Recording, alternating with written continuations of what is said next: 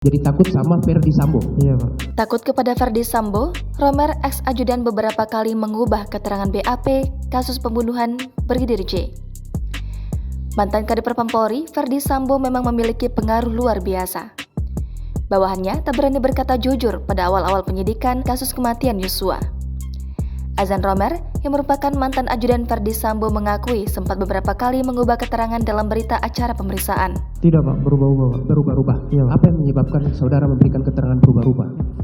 Karena awalnya kami masih takut memberikan kejujuran, Pak. Hal itu disampaikan Romer dalam sidang terdakwa pembunuhan berencana Yosua, yakni Bribka Riki Rizal Wibowo dan Kuat Ma'ruf yang dilaksanakan di Pengadilan Negeri Jakarta Selatan pada Rabu 9 November 2022. Mulanya, jaksa penuntut umum bertanya mengapa Romer mengubah keterangan saat penyidikan oleh tim khusus Polri dalam kasus pembunuhan Yosua. Romer menjawab pada awal ia masih takut memberikan kejujuran. Jaksa lantas mendalami kepada siapa Romer merasa takut dan akhirnya mengubah keterangan. Takut memberikan kejujuran. Takut kepada siapa? Takut aja, Pak. Ya, kita kan takut, tidak ada kita takut Tuhan, kita takut mati atau takut apa? Iya, Pak. Takut Sama siapa? Sama Bapak, Pak. Bapak siapa? Pak Sambo, Pak. Jadi takut sama Ferdy Sambo. Iya, Pak. Jaksa kemudian mengonfirmasi isi BAP Romer tentang kondisi Riki dan Kuat di lokasi pembunuhan Yosua di rumah dinas Sambo di Komplek Polri Duren 3, Jakarta Selatan pada 8 Juli lalu. Romer menyebutkan bahwa posisi Yosua dekat dengan tangga di rumah dinas Ferdy Sambo, Kompleks Polri Duren 3, Jakarta Selatan. Sementara itu, posisi Kuat Ma'ruf tidak jauh dari tangga rumah dinas tersebut. Ia pun menggambarkan area di mana sejumlah ajudan Sambo melihat jenazah Yosua tersebut. Seperti ini. Si korban di mana korban? Korban di sebelah sana yang berada dekat tangga. Jadi setelah Om Kuat ini ada tangga, terus korban.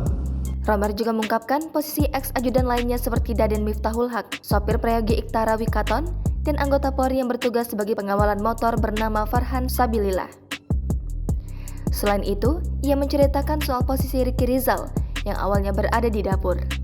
Ia kemudian menanyakan peristiwa apa yang terjadi kepada Riki tetapi tidak dijawab. Ini Bang Riki dari dapur. Saya dari dapur, saya datang dari sini yang mulia. Riki. Saya datang, saya ketemu Bang Riki yang mulia. Saya tanya ada apa tapi nggak dijawab.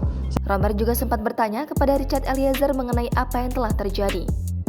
Karena takut, Romer berubah haluan dengan berbalik badan. Saya awalnya bertanya kepada Richard, model seperti ini ada apa, Cat? Tapi karena mungkin saya juga takut, Pak, jadi saya langsung merubah haluan seperti ini, Pak. Jadi saya bisa melihat semua orang ini, Pak, karena saya belum tahu di dalam ini terjadi apa. Iya, duduk dulu. Terima kasih, Pak. Romer mengaku melihat Riki dan Kuat tak berkutik dan hanya berdiri di lokasi tersebut. Ia juga sempat kembali bertanya kepada Riki situasi yang sebenarnya tengah terjadi. Riki dan Kuat didakwa terlibat dalam pembunuhan berencana terhadap Yosua. Menurut dakwaan, Yosua tewas ditembak Barada Richard Eliezer Pudihang Lumiu atas perintah Ferdy Sambo. Saat itu, Sambo menjabat Kepala Divisi Profesi dan Pengamanan Polri. Pembunuhan Yosua disebut terjadi akibat cerita sepihak istri Ferdy Sambo, Putri Cendrawati, yang mengaku dilecehkan oleh sang ajudan di rumah pribadi mereka di Magelang, Jawa Tengah pada 7 Juli lalu. Kemudian, Ferdy Sambo marah dan merencanakan pembunuhan terhadap Yosua yang melibatkan Richard, Riki, dan Kuat. Sambo disebut sempat meminta Riki untuk menembak Yosua, namun Riki mengatakan tidak sanggup. Sedangkan Kuat disebut ikut serta di lokasi pembunuhan Yosua sambil membawa sebilah pisau yang disimpan dalam tas buat berjaga jika korban melawan. Akhirnya, Yosua tewas di rumah dinas Sambo di Kompleks Polri Duren 3, Jakarta Selatan pada 8 Juli lalu. Richard Eliezer, Sambo, Putri, Riki, dan Kuat didakwa melanggar pasal 340 KUHP, subsidiar pasal 338 KUHP, junto pasal 55 ayat 1 ke 1 KUHP. Jangan lupa subscribe, share, komen, dan like ya.